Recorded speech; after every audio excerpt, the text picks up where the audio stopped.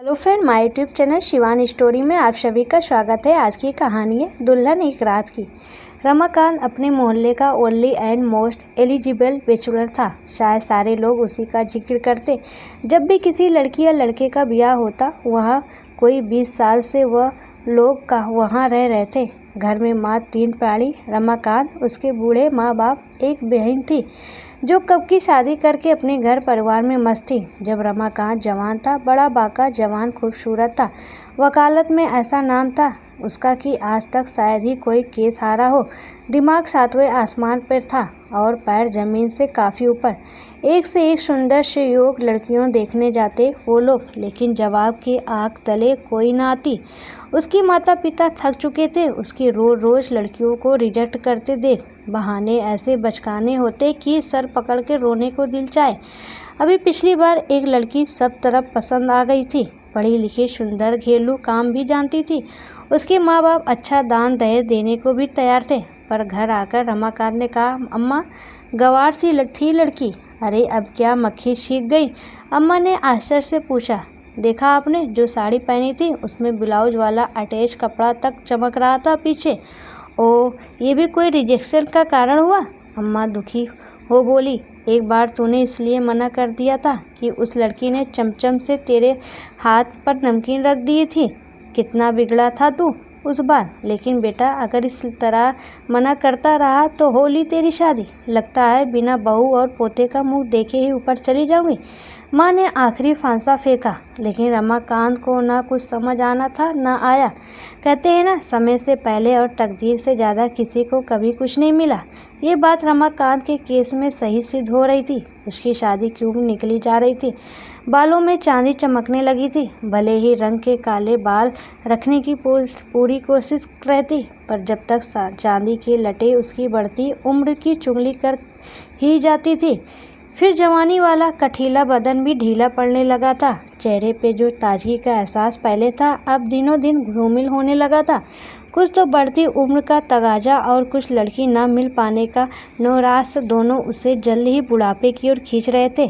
जो रमाकांत अपनी जवानी में करीब 20 पैरामीटर मनाए हुए थे कि लड़की ऐसी हो वैसी हो, अब एक घटते घटते सिर्फ एक पैरामीटर बचा था कि बस लड़की हो, यही ज़रूरी था।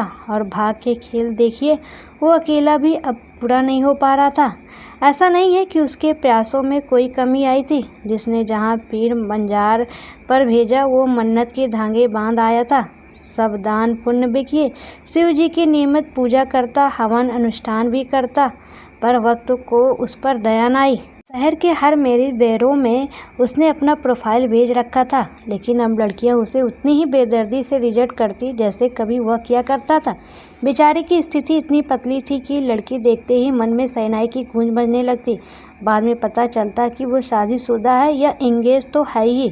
कितनी बार दिल टूटा था बेचारे का, पर प्रयास लगातार जारी थी। उस दिन उसकी खुशी का पारावार न रहा जब मेरे हमसफर.com से फ़ोन पर सूचना मिली, किसी पलक नाम की लड़की को उसके लिए इंटरेस्ट आया है। उन्होंने अगले संडे को उनकी मीटिंग फिक्स कर दी थी। रमाकांत उन दिनों पूरे 26-27 वर्ष के नौजवान की तरह चुस्त दुरुस्त रहता और बना सवेरा घूमता। एक दिन युगों सा भारी लग रहा था। पहल तो माँ बाप ने मना कर दिया था जाने को संग में, फिर बहुत चिरौंजी की उससे तो तैयार हुए। सोचा कहीं इसी बात से बनती बात ना बिगड़ जाए कि लड़के के माँ बाप नहीं आए। लड़की बहुत सुंदर शर्मीली थी। रमाकांत को देखते ही उसके आशिक बन गए।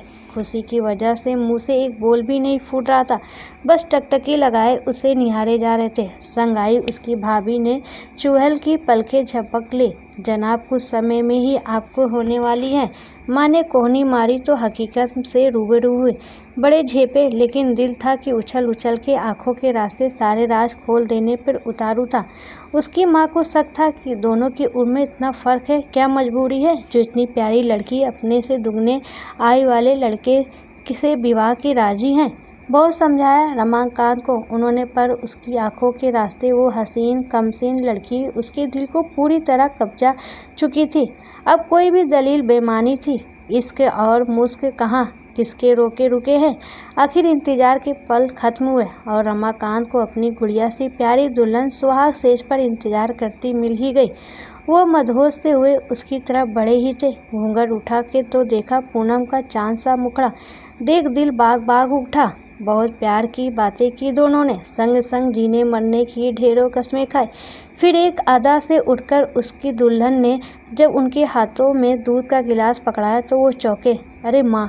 वो अपनी बात पूरी भी न कर पाए थे। अपनी नाजुक हथेली उनके ओठों पर रख दुल्हन ने कहा, सबको सुला के ही आई हूँ, अब बस अब हम और तुम। रमाकांत तो एक ही घुट में सारा गिलास छलक के अंदर कर गए। और ये कैसा नशा सा हुआ? उसकी सुंदर मादकता का नशा था या कुछ और? गहरी नींद में एक तरफ लुढ़क गए। सुबह बहुत देर से आँख खुली तो सारे घर में हंगामा मचा था। पता चला वो दुल्हन तो सबको लूट कर ले गई थी। इतना पॉपुलर वकील, क्रिमिनल लॉयर और ऐसा कुर मजाक अंदर तक हिला गया उसे ये सबक। पर अब पछतावे क्या होता जब चिड़िया खेत चुग गई थी। सीधे उस मैरिज ब्यूरो पहुंचे। उन्होंने बताया कि हमें भी आज ही पता चला कि वो फ्रॉड थी। पुलिस में केस दर्ज है, कुछ ना कुछ जल्दी ही पता चलेगा। रमाकांत बिल्कुल टूट गए थे। कई बार डिप्रेशन में आ जाते। मैंने उस लड़की से सच्चा प्यार किया था, आखिर क्या कमी थी मुझ में? वो भी तो कितनी सच्ची दिखती थी, इतना भोलापन और ये कर्म। उन्हें विश्वास न होता। सारी मनुष्यता से जैसे भरोसा उठ गया हो। काफ़ी समय बाद एक दिन पता चला कि वो पलक नाम की चोरनी दुल्हन पुलिस की गिरफ्त में। यूँ कि माँ बाप ने चैन की सांस ली। चलो मेहनत से कमाई गई कुछ तो दौलत शायद वापस मिल जाएगी अब। लेकिन रमाकांत एक दिन चुपचाप उससे मिलने जा पहुँचे। सलाखों के पीछे जेल में वो सिर नीचे झुकाए बैठी थी। अभी भी कितनी मासूम दिख रही थी। बड़ी तिमतिमा से रमाकांत जी ने उससे 10 मिनट की अकेली मुलाकात करनी चाहिए और अब वो आमने सामने थे।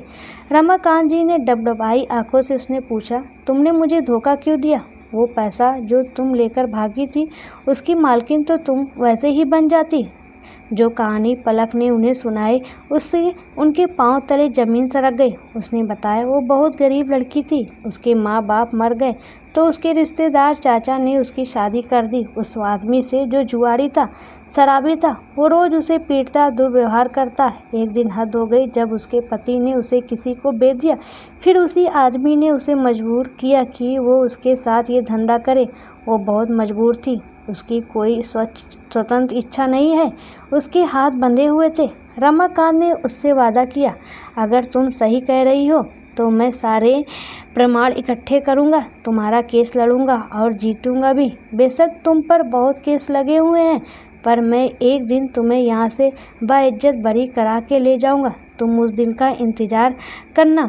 पलक की आंखों में खुशी के आंसू तैर गए और वो तेज कदमों से जाते रमाकांत को देखती रही और वादा किया, मैं ज़िंदगी भर तुम्हारा इंतज़ार करूंगी रमाकांत, तुम्हारी दुल्हन बनने के लिए।